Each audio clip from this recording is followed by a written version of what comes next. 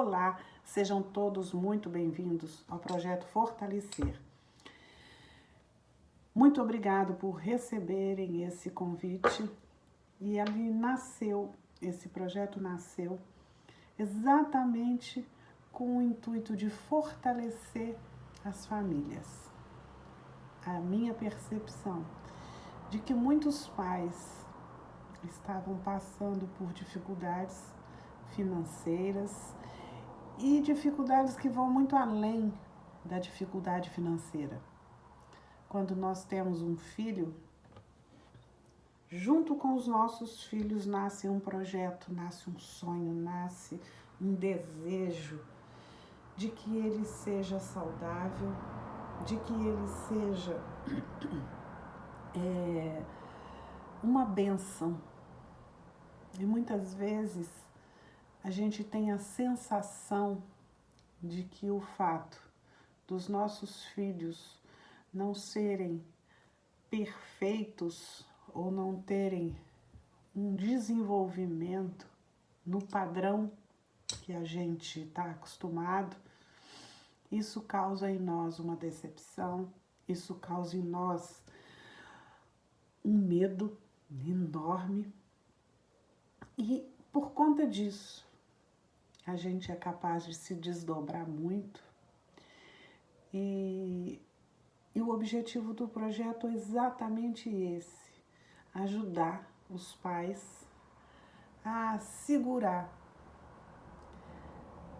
essa barra, esse medo, essa preocupação e garantir que apesar da dificuldade, apesar do desconhecimento, a gente dá conta. E se nós nos juntarmos e carregarmos isso junto, com certeza, essa dificuldade fica menor. Então, o objetivo e o convite para vocês é: vamos fazer do projeto Fortalecer uma oportunidade de nos reunirmos, de trazer a experiência de um com a experiência do outro e fortalecer os nossos grupos, os nossos filhos e a nossa empresa também, tá bom? Então, quem pode estar nesse projeto? A princípio, o conteúdo do que vai ser tratado, do que vai ser trabalhado, ele vai estar focado nos pais de autistas, nos pais de síndrome de Down, nos pais com dificuldades motoras, de dificuldades alimentares, enfim, vai nos ajudar a ser pais melhores. E o objetivo é contribuir para o fortalecimento e o desenvolvimento das crianças, do ponto de vista emocional, cognitivo, motor, ok? E também contribuir de forma financeira. A empresa está se dispondo e nós vamos conversar sobre isso um pouco mais à frente. Como que vai ser? Nós vamos ter um encontro por mês. Nesse encontro, a gente vai trocar experiência, aquilo que um passou pode contribuir com o que o outro está passando e assim a gente vai trocando as experiências, os aprendizados. Nós não precisamos errar naquilo que o outro já errou e já foi comprovado que não adianta fazer, né? Está sendo mantido o grupo do WhatsApp. Esse grupo tem o objetivo de facilitar a comunicação, de agendar os compromissos, de contribuir com publicações que são importantes para o tema. Nós queremos ajudar que todas as crianças tenham o tratamento mínimo necessário. E por isso nós precisamos da participação ativa dos responsáveis. O projeto só funciona a partir da troca de experiência. porque vocês é que vivem as dificuldades, os desafios e as conquistas que estão envolvidas nesse processo. O que os pais de autistas têm em comum?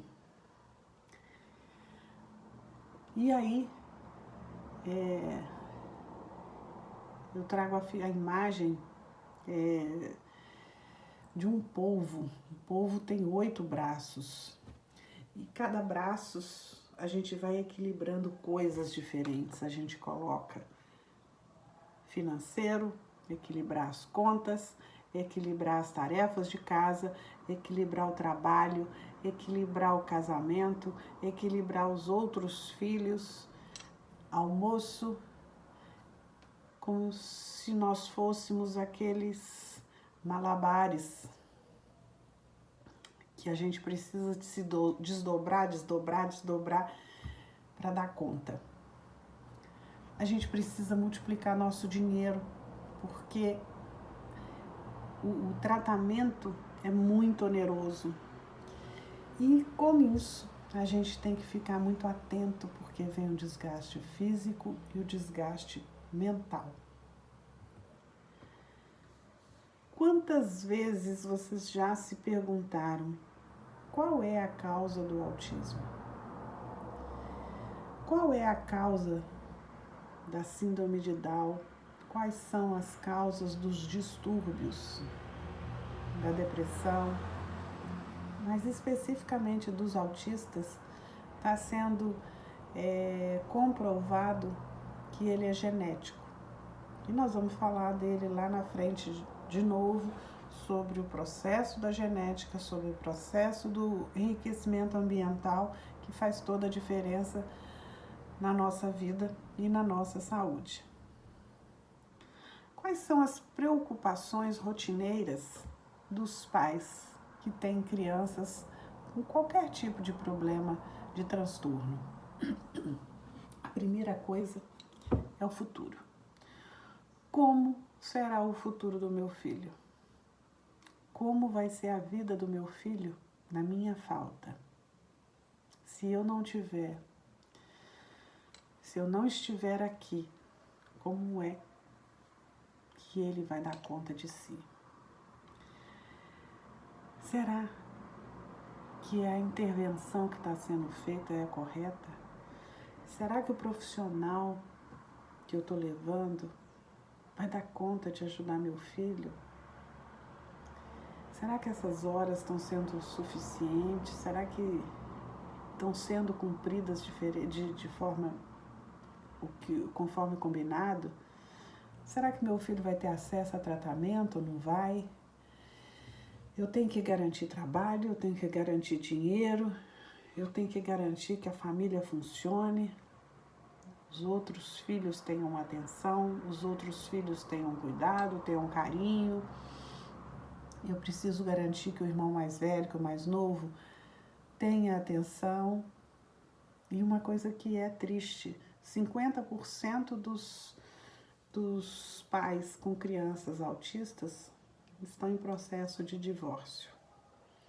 O autista vira o centro da família e tudo gira em torno dele. E a gente precisa de ter cuidado. Na maioria das famílias, a mãe normalmente larga o emprego para cuidar do filho e na hora que mais precisa do recurso, a renda familiar diminui. E a mãe acaba assumindo uma carga muito maior. E o diagnóstico? Como é feito o diagnóstico? Meu filho tem, meu filho não tem? Como é que é isso? O diagnóstico, ele é um processo. E ele passa pela suspeita e nós vamos ter a oportunidade de trabalhar quais são os sinais que o autista dá. Aí depois da suspeita, a gente tem a negação, que a gente acha que não, meu filho não. Isso daí é porque ele é mais demoradinho mesmo, mas ele está no tempo dele. O diagnóstico e o relatório. E para que serve esse diagnóstico? E se eu não tenho certeza desse diagnóstico, o que eu faço? Nós vamos ver isso também. Algumas informações importantes. Nós temos uma janela de oportunidade cerebral.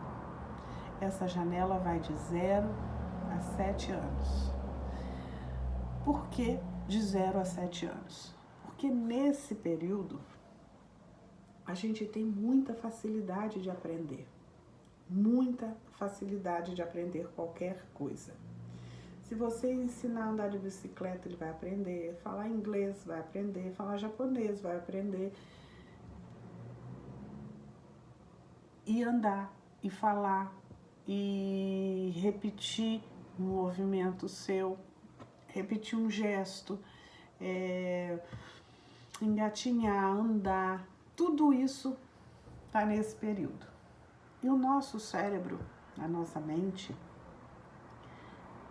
ela é relativamente pequena para o tanto de coisa que nós fazemos de forma consciente e inconsciente. Então, como se a gente tivesse várias estradas, mas a gente não usa todas, a gente usa mais 3, 4. Então, existe em determinadas fases da vida, para todos nós, o que a gente chama de poda neural. Essa poda significa simplesmente, se eu estou usando 3 estradas, eu não preciso gastar energia tendo 8. Então, a gente corta e deixa 3. Se precisar de mais, depois a gente resolve. Então, essa é a famosa poda. E na hora que, nas crianças que têm o espectro autista, e aí cabe dizer que o espectro autista é como se fosse uma régua. E cada criança vai tendo uma graduação. Então, alguns mais, outros menos. E em função dessa graduação é que tem os reflexos no comportamento, tá? Nos autistas, essa poda neural, ela é mais severa. E isso faz com que eles tenham dificuldade de aprendizado, de assimilar as coisas de uma forma geral, tá? A gente precisa trabalhar a empatia, a afetividade com as crianças. E não é verdade que o portador de espectro autista não é afetivo. Existe, inclusive, tipos de autistas que têm uma hiperafetividade. Toda hora quer te beijar, toda hora quer abraçar, tocar. Então, isso não é verdade que o portador do transtorno de espectro autista é arredio, não estabelece um contato. A maioria não, contato principalmente visual. Mas, como eu falei, é uma graduação e a gente tem que estar atento a isso. A rotina é uma coisa que dá estabilidade, é uma coisa que dá visibilidade. Então, a gente precisa de estabelecer uma rotina. Combinou, faça tudo para manter o combinado. O improviso desestrutura completamente o autista.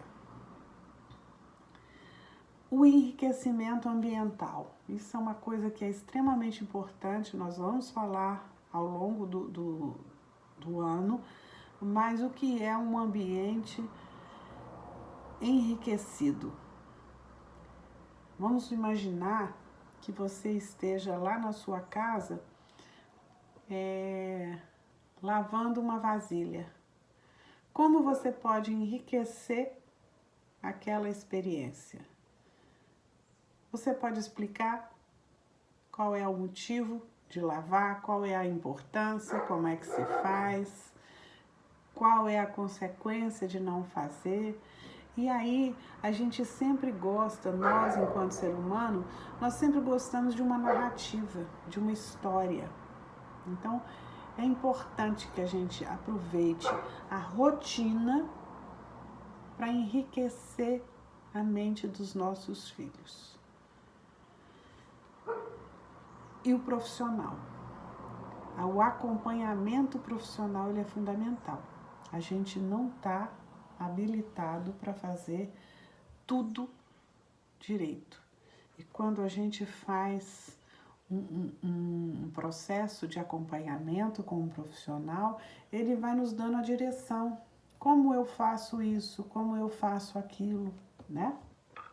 E aí, uma coisa que é muito importante nesse projeto, como eu já disse, ele é um projeto de várias mãos, onde um vai ajudar o outro, onde um vai fortalecer o vínculo com seu filho e possibilitar que o outro também faça isso. Então, nós precisamos de compartilhar nossas experiências, de nos abrir para ouvir a experiência, entender que cada um é cada um, mas que tem determinadas coisas que o outro viveu e que pode servir para mim, pelo menos para eu pensar. Isso para mim funciona, isso não funciona para mim, por conta disso, tal, e é assim que vai. Quais são as dúvidas mais frequentes que você tem com relação à sua realidade? Traz para nós, porque aí a gente vai tentando, dentro do que é possível, responder essas dúvidas até a partir da experiência do grupo mesmo. Como é que eu tenho percebido a evolução do meu filho? Eu tenho conseguido perceber que ele está avançando? Ele tem conquistado outros degraus? Ou ele está parado? Ou ele está retrocedendo? Ele aprende, desaprende, ele avança, ele volta. Como é que tem sido isso? O quanto que eu estou me sentindo preparado para essa jornada? O quanto que eu estou conseguindo me desdobrar? O quanto eu estou precisando de apoio para mim? Porque isso também é muito importante. Como eu falei lá atrás, a gente vai se desdobrando tanto que às vezes vocês estão precisando de ajuda emocional, para poder contribuir com o filho. E o que atrapalha uma criança? Um ambiente com elevado índice de estresse, um nível elevado de estresse, aquelas discussões toda hora, a exposição aos aparelhos celulares, aos eletrônicos. É claro que o celular ele é um fator de distração. Com o celular na mão ele fica quieto, eu consigo arrumar a casa, eu consigo fazer o almoço, mas não perco o controle do tempo. Porque uma das características do ser humano de uma forma geral é que ele é um ser social. E nós precisamos de interagir gente com gente e não gente com máquina. Então, quanto mais a gente interage com o meio virtual, menos capaz a gente é para intervir e para interagir no meio real. Então, não se distraiam do tempo. O excesso de exposição